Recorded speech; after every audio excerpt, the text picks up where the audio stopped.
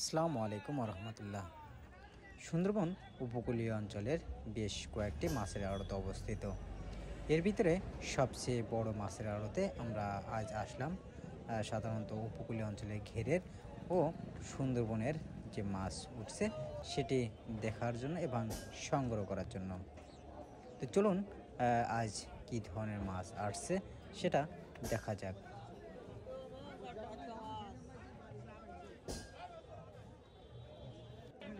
এখানে আছে সুন্দরবন উপকূলীয় অঞ্চলে ঘেরের ট্যাংরা মাছ এবং গলদা চিংড়ি।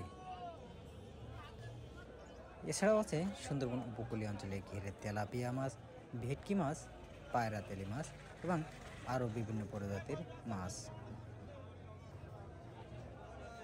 এখানে আছে মাঝারি সাইজের গলদা চিংড়ি মাছ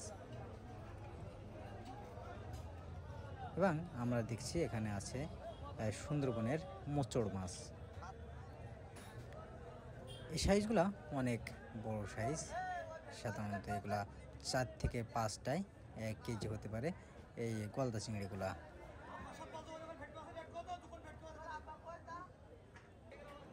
এখানে আছে সুন্দরবন উপকূলীয় অঞ্চলের পুকুরের কাতলা মাছ।